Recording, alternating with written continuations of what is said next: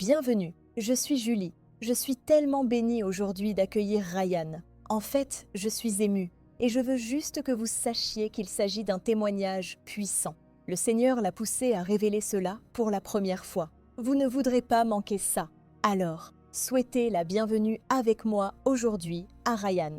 Ryan Cook, merci d'être avec moi aujourd'hui. Merci de me recevoir, Julie. C'est un honneur d'être ici, C'est un grand honneur de t'avoir ici. pour parler au nom de Dieu. Amen. Eh bien, Ryan, commençons par je connais ton enfance, tes parents et tout ce qu'ils ont vécu. Commençons par là, car c'est là que ce voyage débute. Oui. J'aimerais commencer par dire, concernant ce que j'ai à dire, ce n'est pas pour effrayer qui que ce soit. Dieu ne veut envoyer personne en enfer. Ce n'est pas son intention que quiconque se retrouve jamais en enfer. Vous parlez maintenant à un ministre de la délivrance. D'ailleurs, je tiens à vous dire tout de suite que ce témoignage existe parce qu'il veut l'éternité avec vous. Il veut l'éternité avec ce qu'il a désiré. Lorsqu'il s'est mis lui-même sur cette croix, lorsqu'il a reçu chaque clou, il l'a fait pour vous. Ceci est une supplication. C'est un avertissement. Je veux dire, je suis moi-même ému, rien que de devoir donner ce témoignage. En 2011, j'ai fait l'expérience de l'enfer pendant 3 nuits. Et je prie pour que personne d'autre n'ait à le faire. Mais le Père vous poursuivra avec tout ce qu'il a. Enfant, j'étais un rêveur très actif. J'ai toujours été un rêveur actif. Mais mes parents, je ne comprenais pas. Et un enfant ne peut pas comprendre que les péchés de la mère et du père vous suivront. Et c'est exactement ce qui s'est passé. Vous voyez, mon père était éloigné de Dieu. Il s'était égaré. Il était ce que nous aimons appeler, en plaisantant dans le Sud, un baptiste du dimanche. Et ma mère, eh bien, quand il l'a rencontrée à Trinidad, c'est de là que vient le bronzage d'ailleurs. Il a supposé qu'elle était catholique. Vous voyez, lorsque vous rencontrez ce qui est connu dans l'occultisme sous le nom de Santeria, la Santeria prend des images du catholicisme et les place sur ce qui est, par essence, de la magie noire, du vaudou. J'ai grandi entouré de cela. Je ne m'en rendais pas compte à l'époque. Je ne réalisais pas ce qui me suivait, ce qui était dans ma lignée sanguine. Cela s'appelle des malédictions générationnelles. Ce qui m'a suivi, c'était la projection astrale. Je n'étais pas un rêveur actif, comme tout le monde veut le dire. L'enfant a juste une grande imagination. Non, en réalité, j'ai voyagé toute ma vie. Chaque fois que je touchais cet oreiller, j'allais dans un nouvel endroit. Un nouvel endroit. Un nouvel endroit. À l'origine, les choses cool que je vivais étaient célestes. C'était des choses du ciel. C'était des choses de lumière. Mais comme je l'ai découvert, en grandissant, et particulièrement en entrant dans l'adolescence, les images sont devenues de plus en plus sombres. Ce que je ne réalisais pas, c'était que chaque fois que je péchais contre le Seigneur, je descendais plus profondément dans le trou. Ce n'était pas ma propre décision. Un enfant ne sait pas, contrairement à ceux qui sont activement dans l'occultisme. Si vous naissez dedans, vous recevez simplement ce qui est votre héritage. Et dans ce cas, cela m'a conduit en enfer. Mais pas sans la miséricorde de Dieu. Il m'a envoyé un messager pendant 3 jours, mais je n'étais pas dans la foi. Je n'étais pas dans la foi à ce moment-là. J'étais un... Donc vous parlez à un gars qui était pompier, pendant 12 ans. J'ai travaillé pour les pompiers de la ville au Texas, à Houston, Texas, pour être précis. Et j'ai aussi travaillé pour les pompiers de Dow Chemical. À cette époque, je vivais simplement ma vie au travail. J'enchaînais garde après garde après garde. Je n'avais pas le temps pour l'Église. Je me souviens encore de mon père, parce qu'il commençait maintenant à venir à la foi, me suppliant d'aller à l'Église. Et je me souviens encore d'avoir ouvert cette dose équisse et d'avoir dit « Profite bien de ce lavage de cerveau. Moi, je vais profiter de mon dimanche. » Alors que je commençais à boire tôt le dimanche matin, vous voyez, le Seigneur ne me permet pas d'oublier ces moments parce qu'il veut que je me souvienne d'où je viens et vers où il m'emmène maintenant. C'est probablement pour cela que ce témoignage a mis environ 12 ans à être prêt, à être donné. Parce qu'il a dû travailler sur moi, il a dû m'humilier, il a dû me développer. Car sinon, vous n'auriez eu qu'un chrétien tiède racontant un récit de l'enfer. Mais maintenant, vous avez en réalité un ministre ardent de Dieu qui vous dit pourquoi vous devez écouter. On m'a donné un messager pendant 3 nuits. Dieu se montrera même à ceux qui ne croient pas. C'est pourquoi ceux qui sont au Moyen-Orient en ce moment s'endorment en tant que musulmans radicaux et se réveillent le matin en tant que chrétiens radicaux, parce qu'un homme en blanc est venu leur rendre visite au milieu de la nuit. Et ce qu'ils vivent dans leurs rêves, tout comme le relatait la Bible, Dieu a visité tant de gens dans leurs rêves. Il le fera encore et encore et encore. Oui, le Dieu qui était hier est toujours le Dieu qu'il est aujourd'hui. Il fait toujours exactement ce qu'il faisait alors. Ne laissez personne vous mentir en disant que le livre des Actes est clos. Il n'a pas de fin. Nous vivons ces derniers jours. Et vous écoutez un témoignage des derniers jours parce que le temps est court. Ma première nuit où j'ai été visité, ce messager de Dieu. Et d'ailleurs, il viendra à vous sous des formes que vous comprenez. Il est venu à moi comme un vieux pompier.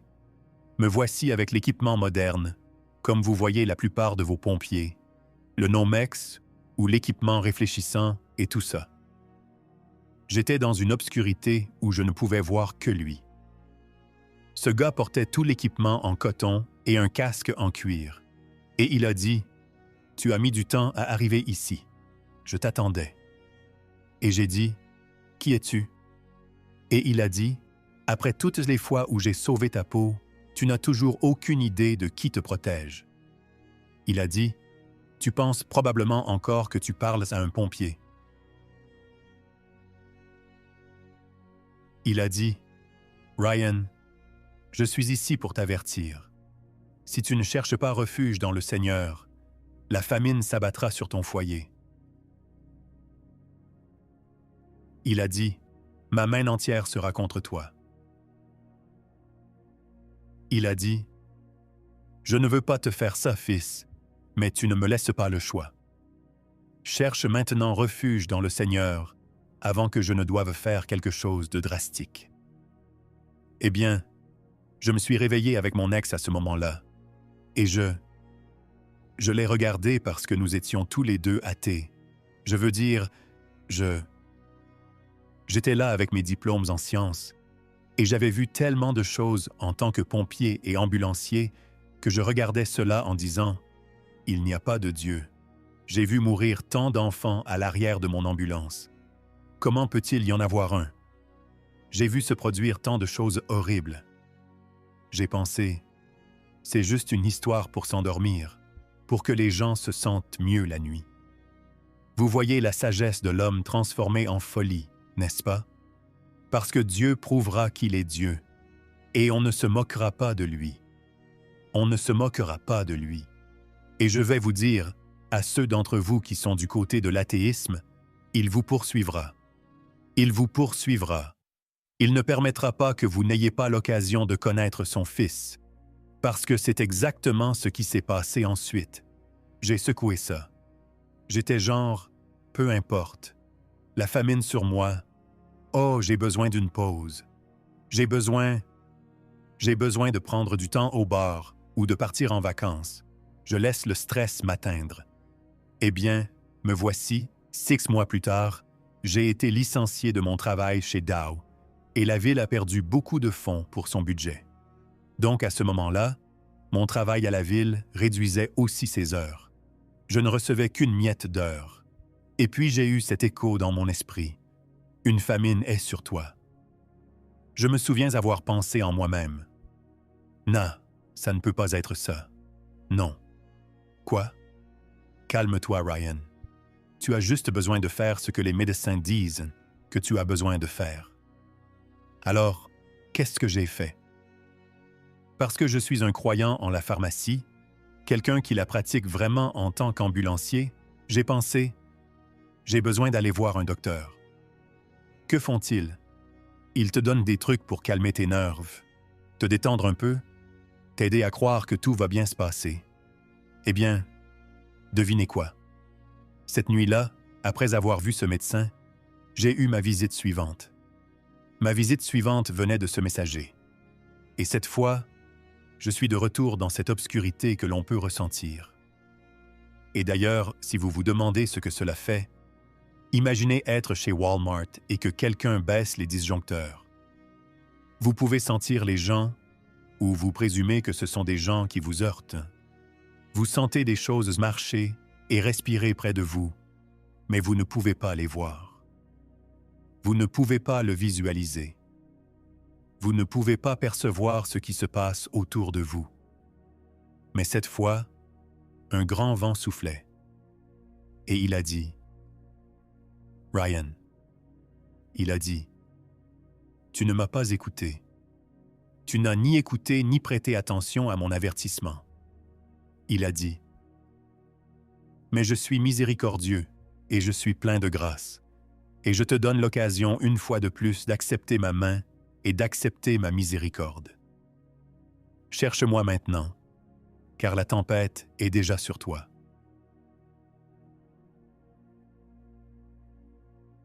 Je me suis réveillé et je me souviens que j'étais un peu nerveux. J'étais un peu nerveux et j'ai pensé en moi-même, genre, bon, le stress m'atteint. J'ai perdu un travail. Ça doit être le nouveau médicament que je prends. Ce ne peut évidemment pas être Dieu. Qui croit à ça de toute façon? Je n'adhère à aucune église. Je n'ai même pas de pasteur ou d'église que je puisse appeler ma maison. Et j'ai pensé en moi-même. Je suis genre, d'accord. Je comprends ce qui se passe maintenant. C'est juste un stress critique. Ce n'est pas grand-chose. Encore une fois, je l'ai ignoré. Alors nous y voici. Mon père me poursuivant une fois de plus. Et d'ailleurs, il n'a pas toujours été un homme saint. Toute sa vie, il a bien fini, cependant. Il ressemblait plus à Hank Williams qu'à un pasteur la majeure partie de sa vie. Au cours de ces 12 dernières années, il est parti avec éclat. C'est pourquoi je suis pasteur maintenant. Je continue ce qu'il a commencé. Il était si audacieux que prêcher simplement aux États-Unis ne lui suffisait pas. Il est allé au Mexique, il est allé en Chine. Je me souviens encore qu'il s'est faufilé en Chine, a obtenu un travail, agissant comme s'il faisait le commerce de l'acier. Mais ce qu'il a fait, c'est prendre toutes ses clés USB, les remplir de toutes sortes de documents commerciaux pour cette entreprise chinoise. Mais il n'avait aucune intention de travailler pour eux. Il les avait toutes cryptées avec la parole de Dieu. Donc, chacune d'elles avait une Bible cryptée à l'intérieur. Et il les a distribuées aux églises souterraines. Waouh! C'est de l'audace. C'est de l'audace. Donc cette version de mon père, celui qui est en feu comme je le suis maintenant, me suppliait d'aller à l'église. Il a dit, « Ryan, il a dit, je t'aiderai à payer tes factures si tu assistes juste à cette fête de la Saint-Sylvestre. » Parce que c'était la veille du Nouvel An dans son église. Et je suis là, mec, il y a des cinglés charismatiques. Ils veulent faire la fête de 17 heures jusqu'à minuit. Je suis genre, ça, c'est de l'endurance. Je ne réalisais pas à ce moment-là que le fait que je me mette en colère et que je sois rempli d'anxiété, rien qu'à l'idée de traîner avec ces gens, était ce que nous appelons une manifestation. Maintenant, je le vois devant moi tout le temps. Quand ma femme et moi conseillons les gens, nous voyons les gens se mettre en colère comme ça. Nous voyons les gens se remplir d'anxiété. C'est parce que ce qui est en vous ne veut pas être révélé. Alors, que fait le diable? Il essaye de vous donner un pansement. Et ils l'ont fait. Pour moi, ce soir-là, j'ai eu une idée, et je pensais que c'était mon idée. C'est genre, c'est tellement brillant. Oui, faisons ça. J'ai pensé, ils ne savent pas ce que je bois. Alors, je suis allé au magasin d'alcool, je me suis acheté une grande bouteille de vodka Sky Vanilla et une vieille et grosse flasque, de celles agréables et courbées qui tiennent dans une poche tout en donnant l'air d'être de la fête. J'ai rempli ce truc complètement, genre, d'accord, si je dois faire face à tous ces hypocrites, autant être ivre. Tu m'en... Et je me souviens encore, avant d'aller à cette fête, il y avait cette petite voix qui m'a dit « Ne le fais pas ». Je me souviens de cette voix, mec. Waouh! Je sens le Saint-Esprit sur moi en ce moment même. Il est genre « Oui, je t'ai averti à l'époque, alors comprends. Il t'avertira. Il essaiera de te parler tant de fois avant de devoir te montrer des choses que tu aurais souhaité ne jamais avoir vues. » Alors je suis désolé pour les pleurs. Je veux dire, je me remplis de Dieu en ce moment même en donnant ce témoignage. Alors je suis allé à cette fête et j'ai fait exactement ce que j'avais dit que j'allais faire. Oh, j'étais complètement ivre au milieu d'un tas de chrétiens. Je regarde en arrière en me demandant si quelqu'un savait même que j'étais ivre, parce que ma tolérance était assez. Eh bien, comme pompier, vous voyez, c'est l'une de nos. Quiconque est soldat, officier de police, pompier, nous sommes bien versés dans la bouteille.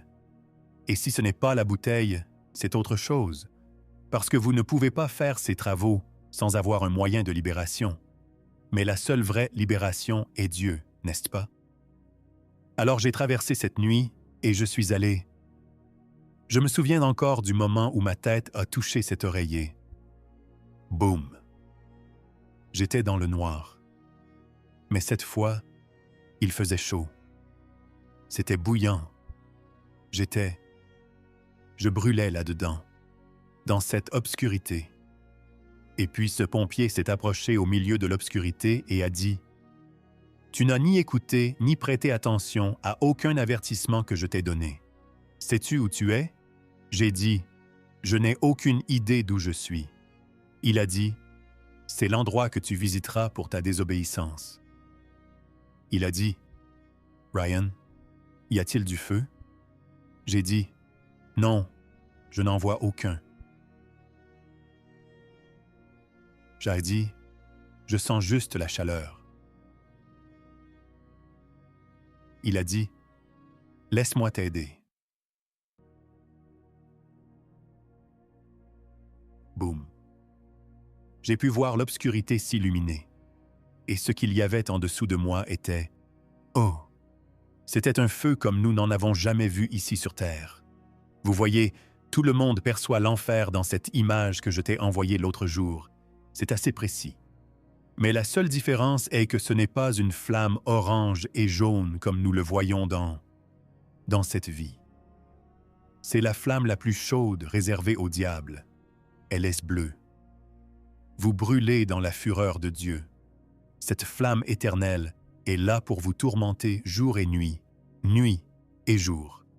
C'est comme quand vous regardez à l'intérieur d'un chauffage au gaz naturel. C'est plus ou moins comme ça. Donc, c'était là où j'étais. Et il a dit, certaines leçons doivent être enseignées. Il a dit, je te visiterai encore pendant 3 nuits, et tu prendras une décision sur l'endroit où tu resteras.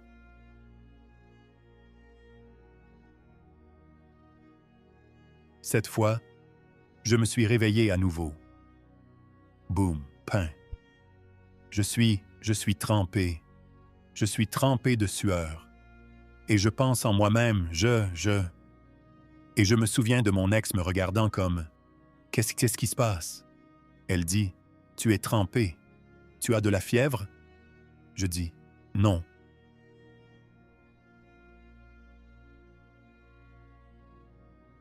J'ai dit Je crois qu'il y a un Dieu, et je crois qu'il me dit que je vais en enfer. J'étais choqué par l'expérience. Je l'étais. J'ai pensé en moi-même que c'était tout. Je ne réalisais pas à ce moment-là qu'il cherchait à ce que je me repente. Tu vois, puis-je te demander une chose? C'est un ange. Le même ange. Il t'est apparu de la même façon les 3 nuits? C'est exact. Les 3 nuits. La seule différence était celui avec qui j'ai réellement marché à travers l'enfer, ce n'était pas lui. J'en suis venu à comprendre qui était ce suivant. Celui-ci n'était que le messager pour avertir et te faire savoir. Il y a eu une variation chez lui dans le dernier message. Il ne portait plus l'équipement de bunker sur son torse supérieur.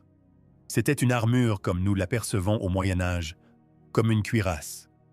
La cuirasse de Dieu. Oui, une armure angélique, parce qu'il n'avait plus à essayer de venir à moi d'une manière que je comprendrais. Oui, cette partie a changé. Tu as raison.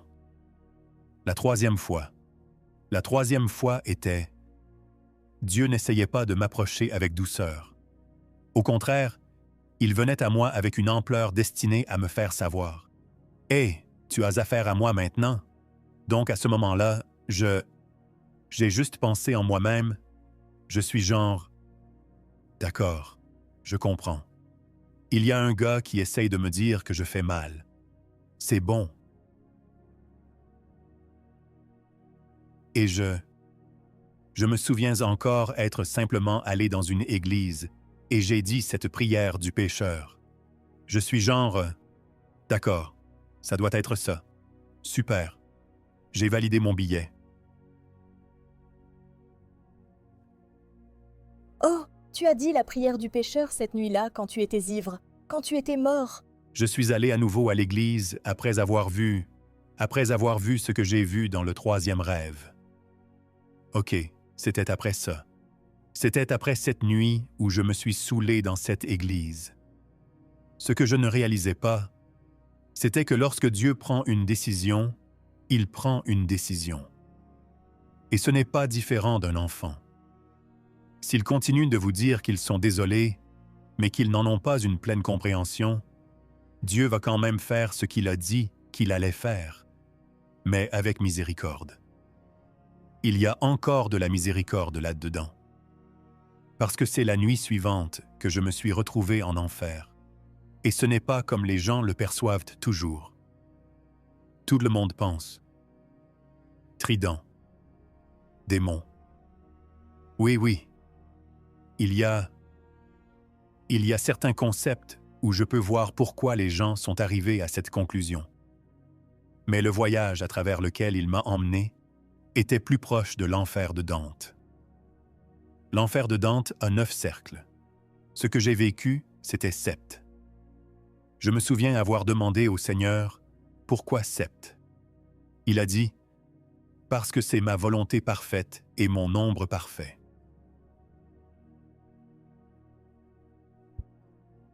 Cette nuit où je me suis endormi, je me suis réveillé 7 fois en suivant un messager. Et pour vous donner une idée de ce à quoi ressemblait ce messager, c'est dingue. Il ressemblait à un gardien de prison angélique. Pourquoi dis-je gardien? Parce qu'il avait les chaînes et les fers pour vous emmener par la force si vous ne venez pas volontairement. Il a dit « Tu me suivras. Le Seigneur a des choses à te montrer. Et si tu ne viens pas volontairement, a-t-il dit, tu viendras de toute façon. » Alors je le suivais. Et voici ce qui est intéressant. Les choses que nous avons lues chez les Romains, la mythologie grecque, les Égyptiens, je pense que tous sont peut-être quelques pièces du puzzle. Parce qu'on entend parler du fleuve Styx. Oh, c'est réel. Je ne sais pas s'il s'appelle le fleuve Styx, mais je peux vous dire que nous avons marché vers un fleuve et nous marchons dans une forêt. Nous avons marché vers un fleuve et c'était dans la clairière. Et ce fleuve s'est séparé tout comme Moïse séparerait la mer. Je ne savais rien de tout cela d'ailleurs. Je n'avais pas ouvert une Bible, donc j'expérimente juste des choses à l'état brut. Et alors que je traversais cela, juste pour vous donner une idée de l'apparence de ce fleuve dans son ampleur, en passant, vous pouvez voir toutes les âmes qui se déplaçaient à travers ce fleuve. On dirait des visages. C'est la meilleure façon de l'expliquer. Et c'est presque comme si nous coupions une intersection de trafic. Ils attendaient que nous passions pour pouvoir continuer vers où qu'ils aillent. Au moment où nous sommes sortis de ce fleuve de l'autre côté, le monde était gris. Le monde devenait plus vide de lumière. Alors imaginez la vie que nous avons maintenant sans couleur. Et plus vous marchez, plus il fait sombre. C'est notre chemin à travers. Si vous regardez Dante, il appelle cela les limbes. Je l'ai surnommé le monde gris, parce que c'est exactement tout ce que vous voyez. C'est cette vie vide de vie. Et plus vous vous éloignez de ce fleuve, vide de lumière aussi. L'absence de la présence de Dieu est la lumière. Je veux que les gens comprennent quelque chose. Tous ceux qui sont contre Dieu, les satanistes, ceux dans l'occultisme, ceux qui sont simplement athées, ceux qui sont même agnostiques, ceux qui suivent d'autres dieux. J'ai besoin que vous compreniez quelque chose. Quand vous vous réveillez chaque matin à la lumière du soleil, vous vous réveillez à sa présence. Quand vous vous réveillez, ce vent soufflant sur votre visage, vous vous réveillez à sa présence. Il n'y a pas de vent. Il n'y a pas de vent. Là où je vais, là où nous allons dans cette histoire, il n'y a pas de lumière du soleil. Il n'y a que douleur et souffrance. Plus vous marchez à travers cette obscurité, plus vous sentez que vous le méritez. Plus on vous dit là-dedans que vous vous êtes éloigné de Dieu et tout ce qui est sur le point de se produire, vous le méritez entièrement. Quelque chose d'intéressant à vous dire sur l'enfer. C'est un lieu de rappel constant. Il y a un rappel constant que c'est ici que vous appartenez et que vous le méritez. Cela fait partie du tourment de cet endroit. Alors que nous marchions au-delà du gris et que j'entrais dans l'obscurité, cela a mené à... Et je ne réalisais même pas que je voyais des niveaux. D'ailleurs, alors que nous marchions, je veux que vous imaginiez une carrière minière. Vous savez, comme vous avez vu où ils minent la terre, et c'est juste un grand cercle qui descend en raison du nombre de fois où ils ont déchiré la terre. C'est ainsi que se fait cette marche vers les profondeurs de l'enfer. Chaque anneau est un niveau différent, parce que chaque anneau est une section différente dans une réserve. Certaines sections, les murs de l'enfer sont des prisons. Je n'ai pas atteint cette section avant le numéro 7, quand nous y sommes arrivés. La première section dans laquelle je suis entré est telle qu'elle est chez Dante. C'est la luxure, tout ce que je m'apprête à vous dire, tout ce que j'ai vu dans ces différentes sections. Et d'ailleurs, alors que je marchais avec ce messager, j'avais une impression distincte parce qu'il est la seule lumière que j'avais. Et je peux sentir l'obscurité essayer de m'atteindre, essayer de m'agripper, essayer de m'attirer. Et je savais que si je ne maintenais pas son rythme, je serais absorbé par tout ce que je vois. Il n'y a pas de lumière dans ces royaumes extérieurs. Il y a de la lumière quand vous arrivez au lac de feu, mais les yeux que nous avons ici ne sont pas les yeux que nous avons là-bas.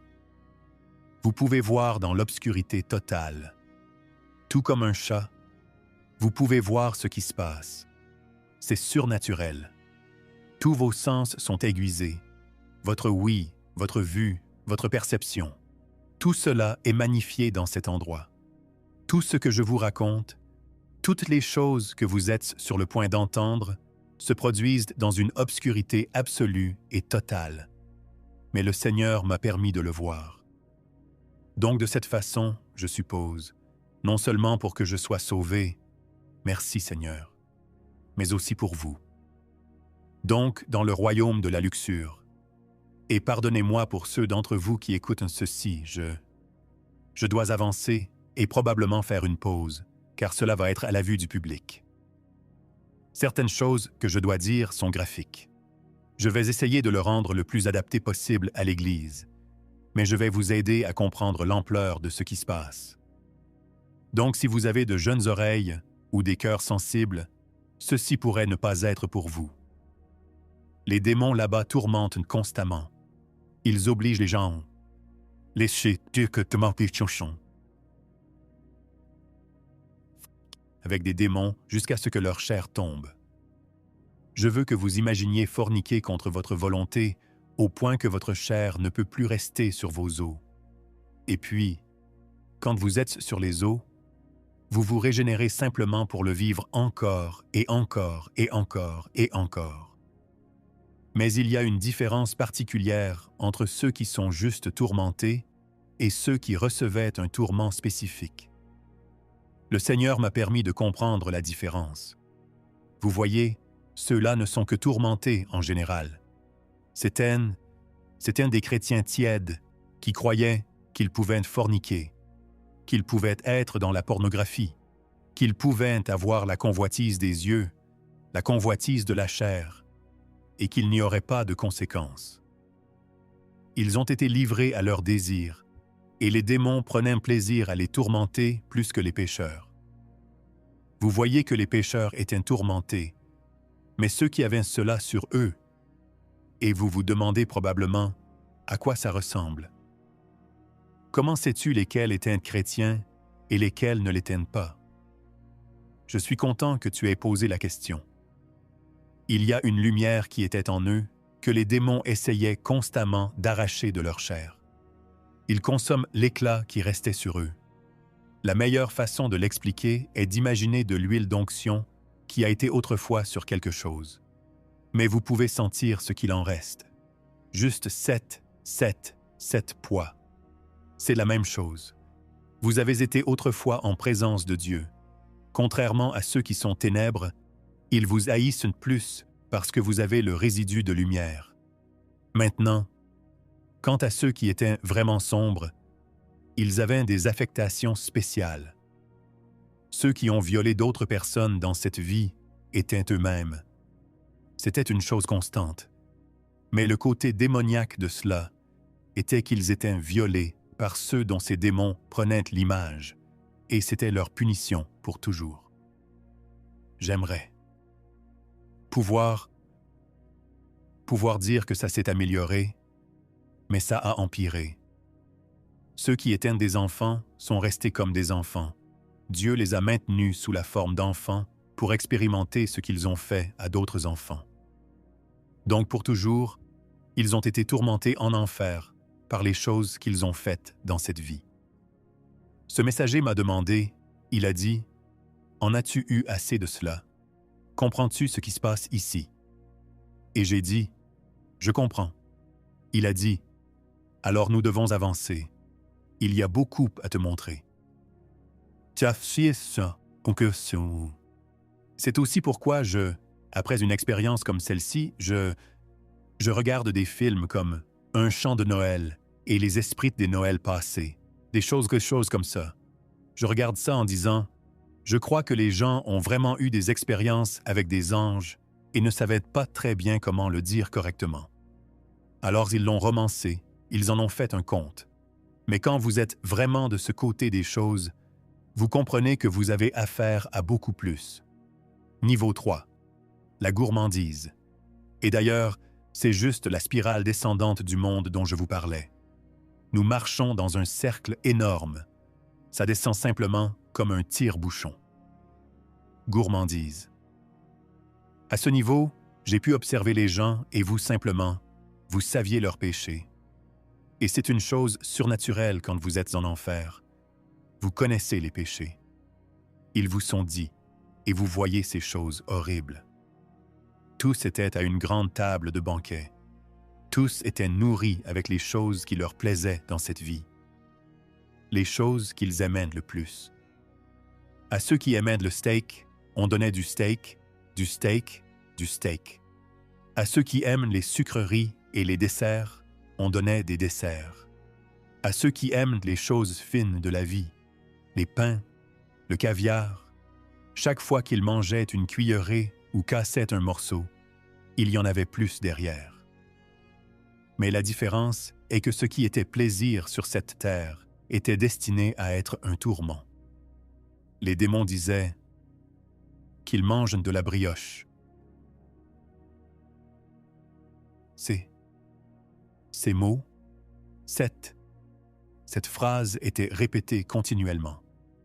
Qu'ils mangent de la brioche. Qu'ils mangent de la brioche. Alors qu'il les obligeait à continuer à manger plus jusqu'à ce que, je vais le dire sans détour, leurs entrailles éclatent. Et puis ils le faisaient à nouveau après s'être régénérés, une torture horrible. Pour certains, leur nourriture. Les autres qui n'éclataient pas, ils ne les détruisaient pas avec leur nourriture.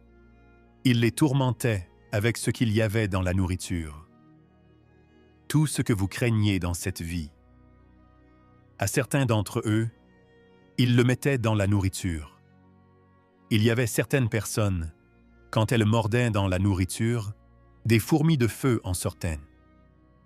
D'autres, des araignées en sortaient, des scorpions en sortaient. Chaque tourment était personnalisé pour l'individu, pour la plus grande production de tourments et de tortures. Et puis le messager m'a dit, « Comprends-tu ce qui se passe à ce niveau ?» Et j'ai dit, « Je comprends. » Et il a dit, « Alors il est temps d'avancer. » Ton temps est court.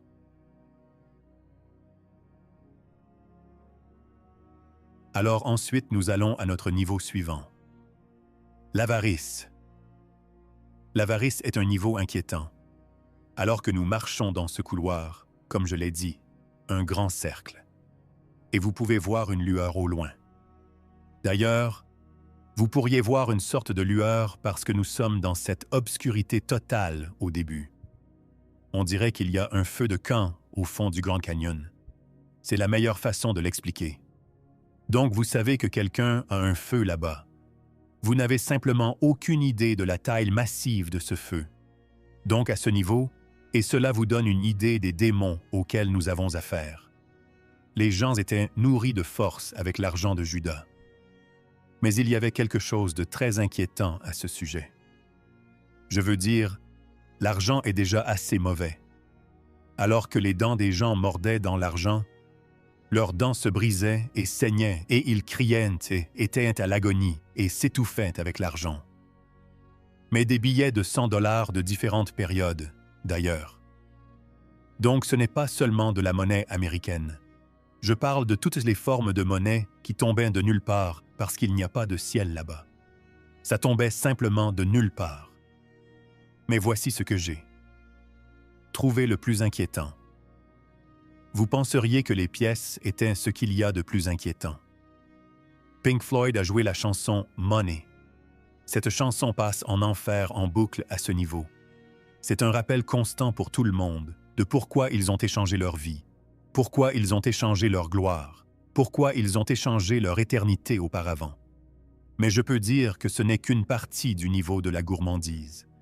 À mesure que nous continuions à marcher, il y en avait certains dont vous pouviez remarquer qu'ils étaient des âmes anciennes. Ils n'étaient pas comme nous. Parce que comme nous étions tourmentés avec les billets qui tombaient. Maintenant, vous allez vers les âmes d'une époque plus ancienne. Cette époque plus ancienne était l'âge de l'or. Vous en aviez certains qui vomissaient constamment de l'or en fusion. Ils vomissaient simplement continuellement de l'or sous sa forme fondue. Et ils étaient littéralement consumés jusqu'à ce qu'ils soient comme tout le reste. Vous étiez sur les eaux et puis vous vous régénériez. D'autres étaient obligés de boire de l'or en fusion. Mais voici la chose à propos de ceux qui étaient obligés de boire de l'or en fusion. Vous voyez ces statues de faux dieux. De tous ces dieux différents, beaucoup de dieux, ils les faisaient fondre devant eux et les leur donnaient à boire de force. Donc ils les maintenaient simplement la bouche ouverte et ils devaient boire leurs idoles. Oui. C'était la fin de la gourmandise. Ce messager m'a dit, il a dit, « En as-tu vu assez ?» Et j'ai dit, « J'en ai vu assez. Il a dit, « Alors nous devons partir. » Cela a mené au niveau 5, la colère. La colère était un niveau vraiment horrible. En entrant là-dedans, vous voyez des gens de toutes les périodes différentes en combat constant. C'était un combat qui ne finissait jamais. Mais ce que l'une des choses qui était si dingue à ce sujet était que je pouvais sentir qu'on me le disait intérieurement. Comme j'ai dit, cette voix intérieure, c'est presque comme aller faire une visite guidée. Et puis, au lieu d'entendre cette voix à l'extérieur disant « Si vous regardez à votre droite, vous verrez. Si vous regardez à votre gauche, vous verrez. » Au contraire, c'est en vous. Et je crois que c'est le Saint-Esprit qui enseigne. Dans ce cas, il a dit « Observe. Leur sang bout tellement de colère qu'il sort par leurs yeux. » Et c'était ainsi. La pression artérielle de tout le monde était si élevée que les capillaires dans leurs yeux éclataient en ces saignements par les yeux, voyant ainsi rouge. J'ai vu la guerre de sécession recréée. J'ai vu Il y avait chaque guerre. Et c'était ça le truc dingue. C'était toutes ces différentes représentations. Je parle de Romains, je parle d'Égyptiens, je parle de chaque guerre qui s'est produite. Cette section de colère se produisait simplement, continuellement, pour toujours. Mais ensuite, c'est devenu plus intime à mesure que nous avancions. J'ai vu des gens qui sont morts dans des moments de colère. J'ai vu 2 hommes qui étaient dans une bagarre de bar avec du verre brisé et ils se poignardaient continuellement, se coupaient et se tourmentaient mutuellement. Mais ils ne se vidaient pas de leur sang. Ils étaient simplement enfermés dans un Mortal Kombat éternel. Ils ne pouvaient pas mourir. J'en ai vu d'autres qui étaient en colère dans leurs derniers moments et sont allés tirer sur d'autres. Et alors qu'ils tiraient avec l'arme, et cela montre comment la physique est différente là-bas. La balle est partie vers l'avant et puis les a traversés par l'arrière de leur tête.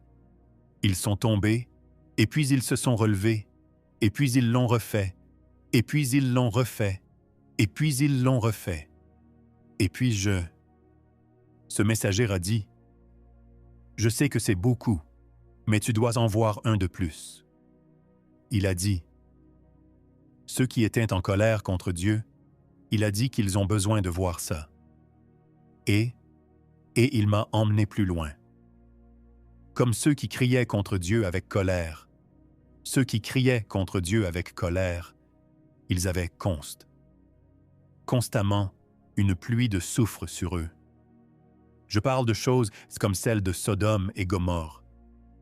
Du soufre ardent et sulfureux tombait sur eux comme de la pluie, une pluie constante. Ils ne pouvaient pas s'échapper. Et ils le savaient. Ils étaient tous à genoux. Tous l'acceptaient simplement pendant. Que ce feu en fusion brûle leur chair et brûlait leurs membres. Jusqu'au squelette une fois de plus. Puis vous vous régénérez à nouveau.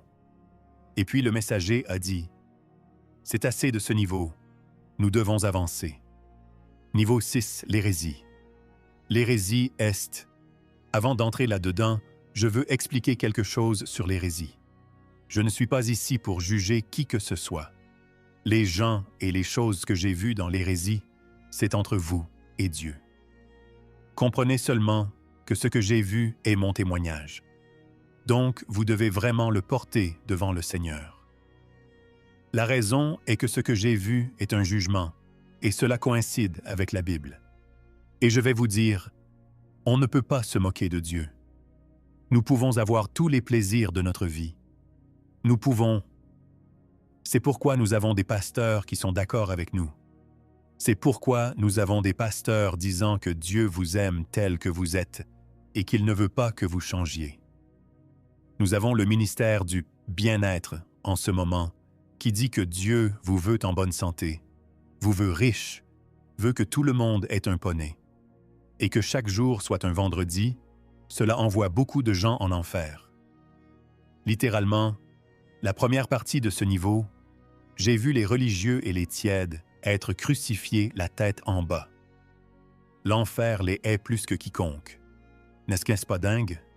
Les religieux, ils les haïssent parce qu'ils étaient si près de ne pas avoir à être là quand... Mais les anges se réjouissent qu'ils y soient. Et je dis ange là-haut parce que je veux dire ange déchu. Les tortionnaires de l'enfer, ils travaillent pour Lucifer lui-même.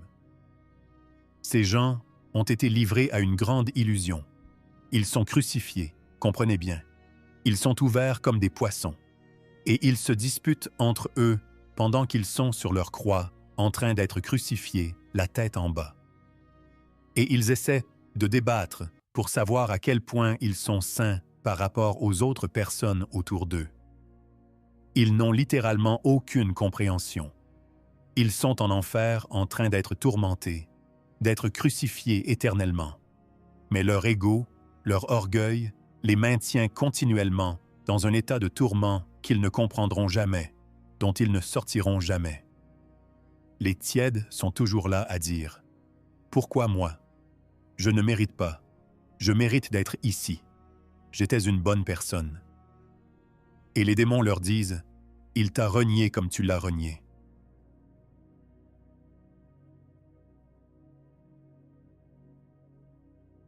Ils leur font savoir pour l'éternité pendant qu'ils sont là. La partie suivante de ce niveau, et celle-ci me touche de près par rapport à ce que je fais. Témoin oculaire de pasteur, et on m'a dit que c'était un des pasteurs qui ont volé la dîme. On leur a donné à tous des couteaux, et il y avait des balances devant eux. Tous ont été forcés de couper autant de livres d'argent qu'ils avaient volés dans le plateau, et de les mettre sur les balances. L'ironie de tout cela est que les balances n'étaient jamais satisfaites. Ils devaient constamment couper sur eux-mêmes parce qu'ils avaient coupé sur ce que Dieu avait. C'est horrible, mais il y a plus. Vous voyez, ce sont les choses dont il m'a sauvé. Mais Dieu, j'ai demandé à Dieu de se souvenir et il me l'a donné. De cette façon, chacun de vous peut entendre ce témoignage dans sa totale précision. La portion suivante, j'ai vu les sodomites. J'ai vu des hommes qui couchaient avec des hommes. Maintenant, ils étaient forcés de forniquer avec des démons. Ces démons ressemblaient à des hommes, mais à l'intérieur, ils étaient remplis de chaleur en fusion. Le mieux que je puisse dire, c'est que c'est comme du feu. C'est du feu. C'est un feu dévorant. Ces hommes ne voulaient pas forniquer. Ils savaient ce qui allait se passer, je suppose parce qu'ils ont revécu le tourment 1 million de fois, mais ils ne pouvaient pas s'en empêcher. Alors qu'ils commençaient à forniquer avec ces démons, ils se consumaient littéralement. La même chose que si je prenais un hot dog et que je le mettais sur du charbon ardent. Et vous le verriez éclater et se ratatiner et cuire. Ils se cuisaient eux-mêmes parce que... Et j'ai entendu l'Esprit dire, « Par leurs propres mains, ils ont choisi leur propre jugement. On ne se moquera pas de moi. » La chose suivante était des femmes qui couchaient avec des femmes. Je les ai vues forcées de se coudre elles-mêmes encore et encore et encore. Et j'ai entendu les mots. Si la modestie était leur portion dans la vie, elles n'auraient pas à essayer d'avoir de la modestie en enfer. Je vais vous dire, Dieu est vengeur, mais il est aussi miséricordieux. C'est toute la raison pour laquelle il m'a appelé à ce moment. Le messager m'a alors dit, après que j'ai vu les femmes, et j'étais dégoûté par cela, il a dit, si tu en as eu assez, il y en a beaucoup à ce niveau. Je dis, j'en ai eu assez. Et il a dit, qu'il en soit ainsi.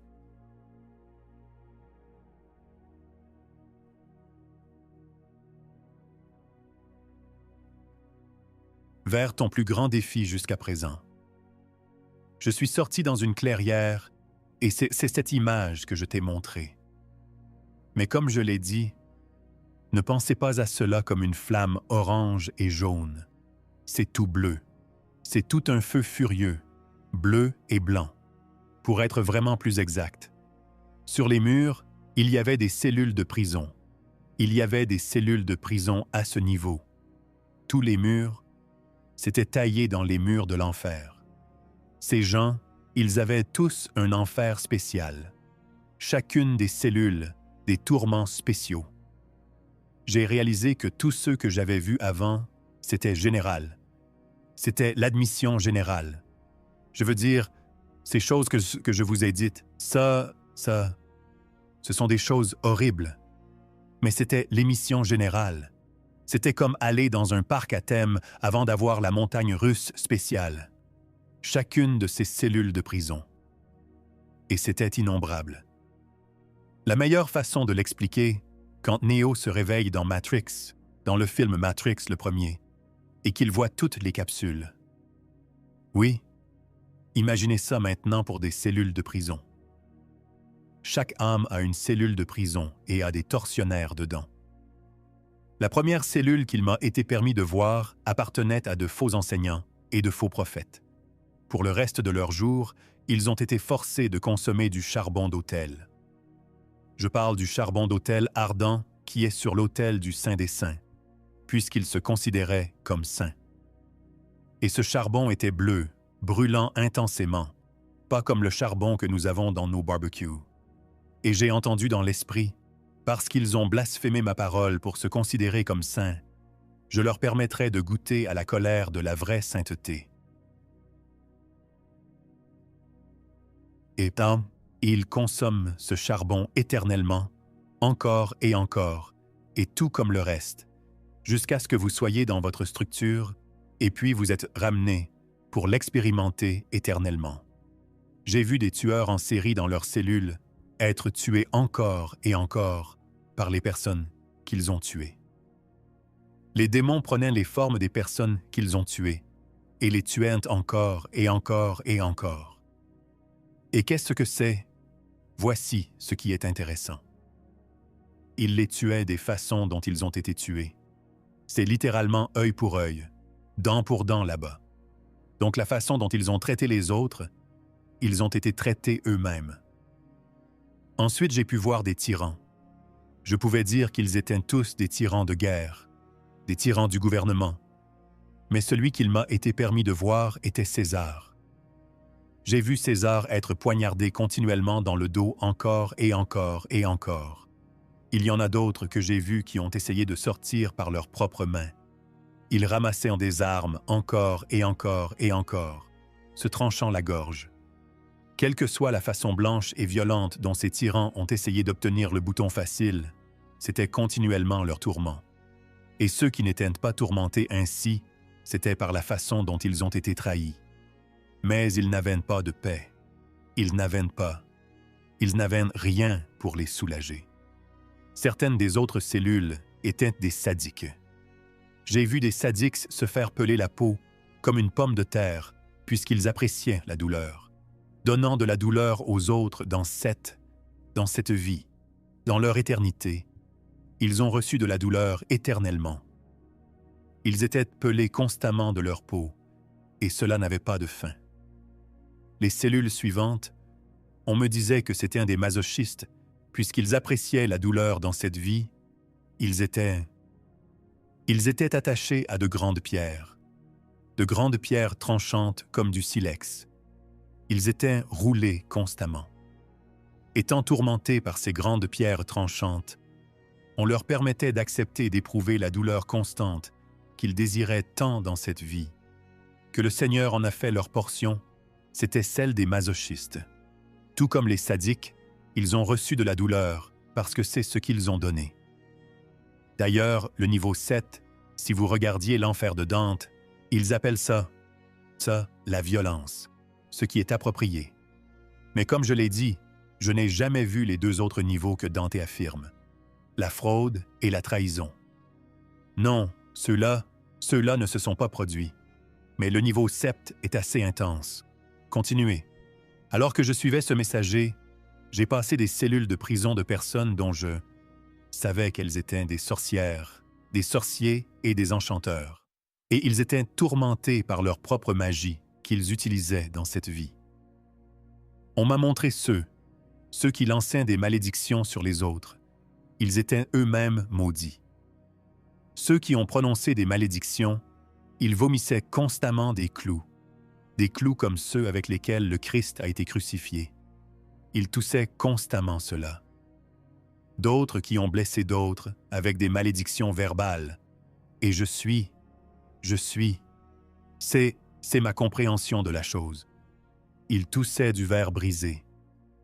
J'ai aussi pu voir ceux dont je comprends maintenant, après avoir été ministre de la délivrance, qu'ils sont probablement de la variété vaudou.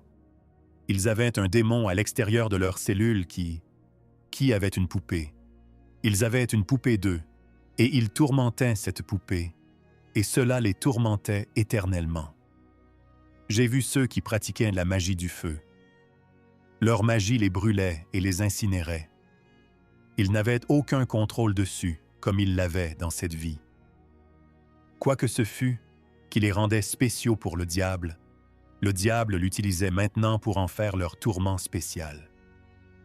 C'est une façon très ironique de voir les choses, mais les métamorphes étaient l'un des plus intéressants.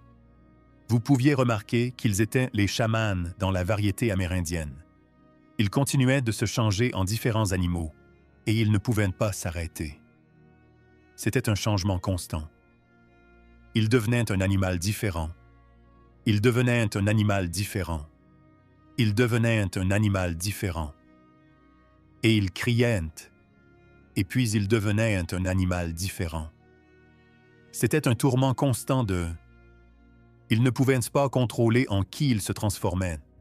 Donc, niveau 8, c'est là que l'ange m'a dit, il a dit, « Tu en as assez vu ici. » Il a dit, « Maintenant, il est temps pour toi d'expérimenter ton éternité. »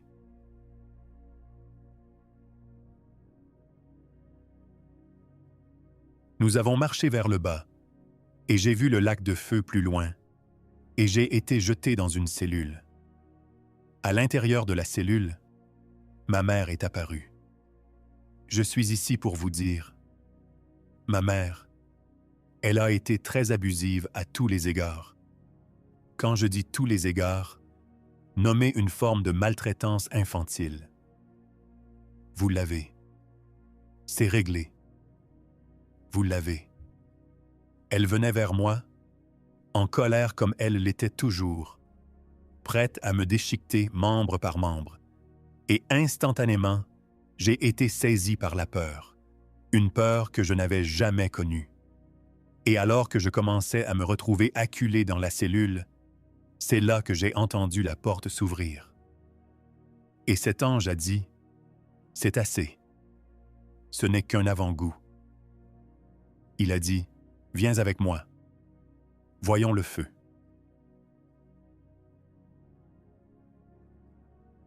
Et alors que nous regardions par-dessus cette falaise où se trouvait ma cellule, j'ai vu le lac de feu et tout le monde dedans. J'ai vu des gens simplement constamment être consumés par le feu, mais ils ne pouvaient pas s'éteindre. Ils sont différents des autres où leur chair descendait jusqu'au squelette. Ceux-ci n'avaient aucune chance. C'est étrange même de dire miséricorde. Non, leur chair ne se consumait pas. Lac. Et je sais ce que vous pensez. Comment se fait-il que certains soient dans le lac final? Parce que le jugement n'est pas encore arrivé. Et j'ai pensé cela pendant que j'étais là. Et le Seigneur m'a dit, il a dit, « Il y en a certains qui sont venus à la salle de mon trône demandant miséricorde, et pourtant ils ont été trouvés coupables. » Le jugement arrive à ceux qui défient un verdict final. Je ne réalisais même pas que cela pouvait être un cas, mais je suppose que ça a du sens, il y a des tribunaux du ciel, bien sûr qu'il y en a. Et puis j'ai réalisé, pendant que j'étais en enfer, s'il y a des tribunaux du ciel, il y a des tribunaux de l'enfer. Les deux procèdent tels qu'ils sont. Donc ce n'est pas la fête finale d'ailleurs, ce sont juste les gens qui commencent.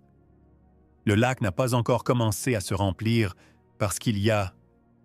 Et c'est pour cela que cette image est si précise. Vous voyez juste une ou deux personnes. Vous voyez juste une petite poignée dans des zones. La plupart du reste sont tous des démons qui traînent simplement là. Et à ce moment-là, j'ai pensé que c'était suffisamment intense. Et je marche à travers le feu, sans être consumé, me tenant très près de ce messager. Et il a dit, « Il reste une chose à voir au milieu de ce lac de feu. »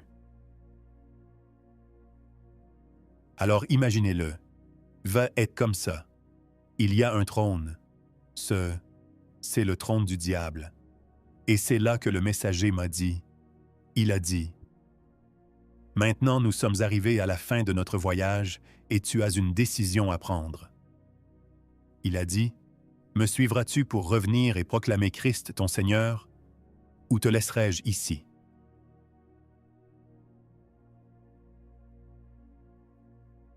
J'ai dit, « Oui. » Et il ne m'est jamais venu à l'esprit pendant que je n'ai jamais réalisé pourquoi je pouvais le voir. Pourquoi je pouvais le voir dans cette obscurité. Je pouvais le voir brillamment, et les démons le pouvaient aussi. Et tous se sont tenus éloignés de cela. Et puis il a dit, « Alors proclame-le. Proclame Jésus comme ton Seigneur et Sauveur. » Au moment où j'ai crié, « Jésus est mon Seigneur et Sauveur. » Il a dit, « Alors regarde en haut. » Alors que je regardais en haut, j'ai réalisé que je regardais vers ce qui est l'enfance de l'infini. Je veux dire, du ciel, tous ces différents royaumes, tous ces différents niveaux. Comme vous l'avez vu, comme nous le disions, ce chemin vers le bas est vers la salle du trône du diable. Ce chemin vers le haut est vers la salle du trône de Dieu. Donc tous les différents niveaux du ciel, une quantité massive de niveaux du ciel, mais une salle du trône peut voir l'autre salle du trône. C'est presque comme un diamant qui, du moins c'est ainsi que cette perspective m'a été donnée. Alors que nous commencions à monter, nous nous sommes approchés de la lumière. Elle devenait de plus en plus brillante. Et puis j'ai regardé sur les côtés. Et l'une des choses inquiétantes à propos de l'enfer est qu'il y a aussi ceux qui essaient de s'assurer que personne ne s'échappe. Il y avait des araignées. Ces araignées démoniaques, c'est la meilleure façon de l'expliquer. Et elles restaient autour des bords extérieurs, le bord de l'enfer. Et vous pouviez voir des corps qui ont été capturés dans des cocons bougés dedans, mais ils ne pouvaient pas m'atteindre avec le messager avec qui j'étais. Et c'est alors que je suis revenu. Je me suis réveillé. Je me suis réveillé radicalement changé. Étais-je parfait? Non, loin de là. Mais ai-je été changé pour toujours en sachant que je ne peux pas continuer dans cette direction? Absolument. Il m'a fallu 12 ans pour arriver au point où j'en suis maintenant, non seulement obéissant à Dieu, mais étant un ministre ardent de Dieu et essayant de faire tout ce que je peux pour promouvoir son royaume. Et c'est mon voyage à travers l'enfer. Maintenant, vous vous demandez probablement, tout cela s'est-il passé en une nuit? Non. Je peux vous dire que non. Cela s'est passé en 3 nuits. Chacune de ces sections dont je vous parle, j'ai probablement obtenu une connaissance sur 2, peut-être 2 sections ou 1,5. C'est difficile à dire. Alors que je m'endormais chaque nuit, c'est ce que j'ai vécu. Le tourment de l'enfer.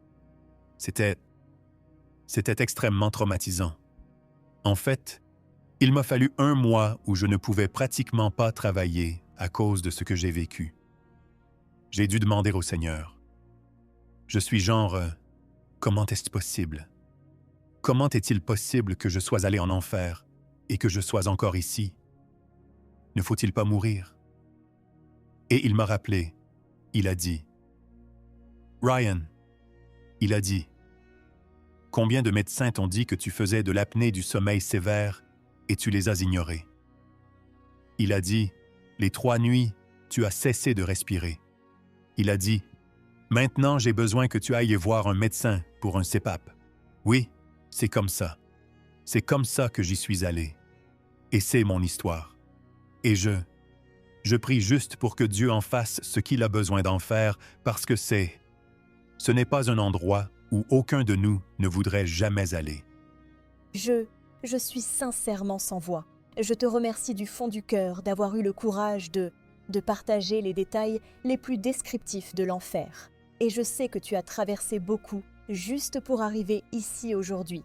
Et je prie juste pour la bénédiction sur toi, Brian Sick. Merci encore. Ryan, c'est là, tu as dit que tu es un ministre de la délivrance maintenant. Ta vie a vraiment changé. C'est mon ministère. À l'origine, j'ai commencé tout comme vous voyez beaucoup de gens dans la communauté de la délivrance. Je courais simplement partout, essayant de tuer autant de démons que possible. Et puis Dieu m'a aidé à comprendre quelque chose. Ma femme est conseillère chrétienne. Nous devons guérir les traumatismes pour que nous puissions vraiment guérir les gens de leurs démons. La délivrance n'est qu'une partie de cela. Vous voyez, je peux vous nettoyer. Elle peut vous aider à rester propre. Sinon, vous ouvrirez une porte encore et encore. Donc oui, contactez-nous sur Coach. fh.com, nous sommes à Boaz, Alabama. Ne laissez pas la distance être un obstacle. Dieu ouvre toutes choses et fait toutes choses. Je sais que je suis ici pour son dessein, et je le vis. Et comprenez que cette délivrance ne coûte rien. C'est le pain des enfants. Si vous avez besoin d'être délivré de ce qui vous tourmente, contactez-nous. Nous ne faisons rien payer pour cela. Le conseil de ma femme, elle peut faire payer, mais moi je ne fais rien payer pour la délivrance parce que Dieu ne nous a jamais fait payer. Et comme vous avez entendu ce que les pasteurs vivent là-bas, vous savez, il n'y a jamais une chance que je pioche dans ce plateau. Que Dieu te bénisse encore. Prieras-tu pour nous, Ryan, alors que nous concluons? Père Dieu, je te remercie pour ta miséricorde. Je te remercie pour ton sang, le sang précieux de ton Fils et son sacrifice pour nous tous. Je sais que c'est un endroit où tu ne veux pas que nous allions, ni que nous expérimentions jamais. Père, je prie pour que chaque oreille entende. Oui, chaque œil puisse percevoir, chaque esprit saint étant en tous ceux qui sont tiens. Seigneur, permette-leur de discerner les mots qui ont été dits aujourd'hui. Permette-leur de voir et de comprendre le potentiel de là où les gens vont aller. Père, je prie miséricorde pour que les gens aient assez de temps pour entendre ceci dans leur emploi du temps chargé. Seigneur, je te prie qu'ils posent leur téléphone portable, qu'ils laissent leurs distractions, qu'ils mettent de côté leurs emplois du temps chargé parce qu'ils ne comprennent pas que le souffle que tu leur donnes aujourd'hui peut ne pas être là demain. Père, que ta volonté soit faite, que ton règne vienne, sur la terre comme au ciel. Nous scellons ce témoignage avec le sang de Jésus-Christ, oui. Et nous te remercions pour chaque bonne chose que tu nous as donnée, Père. Que nous ne le prenions jamais en vain. Au nom de Jésus, nous prions. Amen.